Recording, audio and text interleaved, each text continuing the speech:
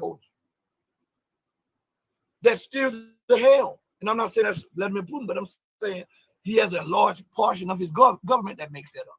And so they're still holding out crazy hope that, hey, we can avoid escalation. And one day when all this is over, the sanctions will be removed and we can be accepted back into the fold.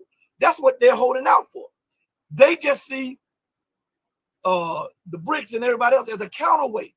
What they should do is embrace that and leave the West to the West's own collapse. Because if you want to integrate in what you know is collapsing, when it collapses, guess what it's going to do? It's going to have a knock-on effect, a domino effect, which will eventually collapse you. You understand? This is not so hard. But I guess they make it out to be hard.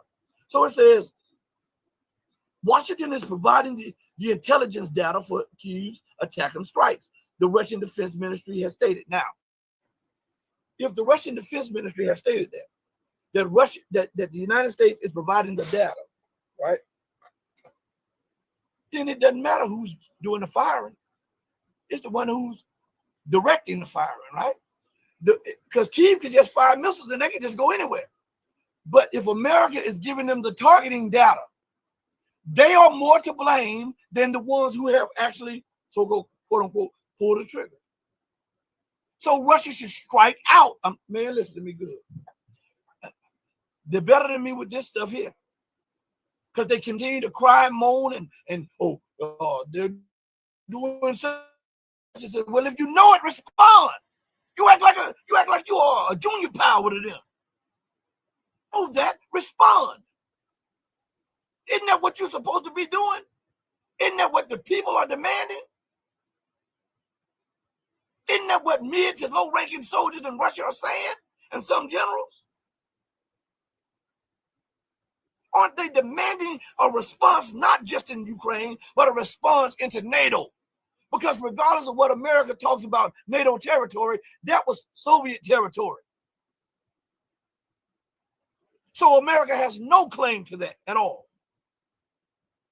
So instead of you screaming about America supplying the targeting data to strike you, how about you let America know openly that you're supplying these weapons to these terrorist groups or so-called terrorist groups or these operatives, these covert operatives, and say you're supplying the data. Oh yeah, we're just supplying the data to them. We've given them the Iskanders, we've given them the Bucks, and we've given them the Taurs, and to defend themselves against any airstrikes.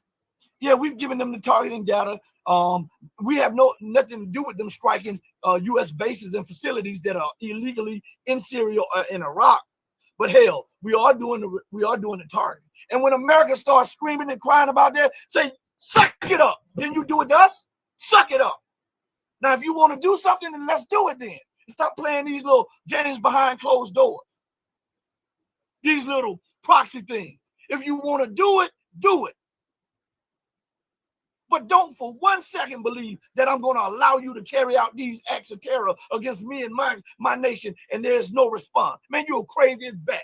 I can't even say what I was going to say. But you crazy as hell.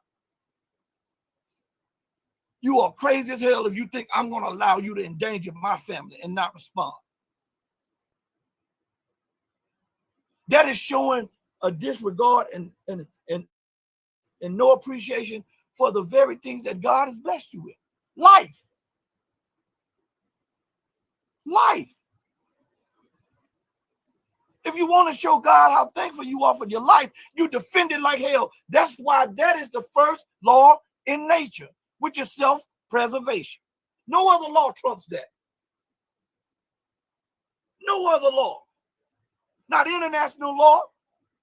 None of it. Because this is the universal law. And that's what they should be talking about. Man, listen to me good. Thank each and every one of you for joining me on the most powerful platform for truth, bar, and honor, anywhere on God's green earth. This is your platform for education, elevation, and enjoyment and enlightenment. This is the Red Pill Diaries, and I'm your brother, your host, and your friend, Rashid. Thank you for joining me on another channel member stream, and it is fire. We go out the same way that we come in each and every time with love in our heart for each and every one of you who loves truth. But know that the love that we have for you will always pale in comparison to the love that God has for you. Until we next speak again, stay strong, stay true, but above all things, stay righteous. Hey, mama, your baby boy loves you more than life.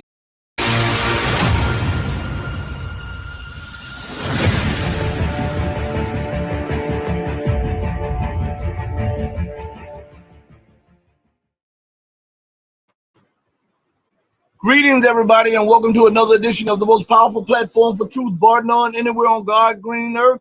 This is your platform for education, elevation, and edification. This is the Red Pill Diaries, and I'm your host, your brother, and your friend, Rashid. And this is a channel member stream. We're going to stream shortly, and we're going to see if we get a lot of participation. If not, we're just going to go on, stream, get some of the subjects out of the way, boom, and we're off running on something else. Okay, so today's show is titled "Closer, a Stepping Closer to War." Now, there was something that took place today or yesterday or whatever in Russia, and an article comes out today and it says terrorist attack in southern Russia, what we know so far, and it talks about militants targeting synagogues, churches, and the police in the Russian region of Dagestan. Well, first of all, Dagestan is the selling of their oil to China in yuan. Now, China buys 25% of the total output of Saudi Arabia. This is 30 billion. The United States purchases only 7%. So if you keep going down, you can see that there is already a multiplarity of initiatives. What we don't have is the international architecture, financially speaking, so that there is a system which is coherent, is international, it works, it has legal security that gives you legal confidence that if you enter into a transaction in that system, whatever it is going to be respected. That has to happen, but it's beginning to take place already. So the United States is in a real trouble, and it doesn't have any possibility. I just looked at the budget that Joe Biden presented to Congress for 2023. It's a very long document. It has three key components. Number one, domestic security. It's going to give to the police domestically huge amount of resources. The organization Black Lives Matter said, this is not what we want. You know what happened when they have resources. And basically, Biden is trying to get votes from the right by doing this. That's number one. Number two is international security. He increased the budget, the military budget, to 773 billion, which is 30 billion more than in the previous administration. And surprisingly, he's going to apply a tax from these two nations that have huge resources. One, natural resources, the other one, technology, markets, money, and credit, and investment, infrastructure. It's very difficult to say no. So the only possibility for them is war. I want to go back to something that he said at the beginning, if you guys will permit me. It's something that's stuck in my head, and then we'll go back to this thing. I just want to play the first minute or so over again, because it's something that he said that's stuck in my head. I just want to go back to make sure what he said is what I heard. And if it's not, then I'll leave it alone. But I just want to go back and listen 1 second. So guys, pay close attention. Dr. Francisco, just before 5 minutes, the amount of debt that increased in the United States was 8 billion. Now, 8 billion is if you have. That's what I wanted to hear. I thought that's what I heard. He said he ran it for the debt clock. He ran it for 5 minutes, and in that 5 minutes, the amount of debt that the U.S. accumulated was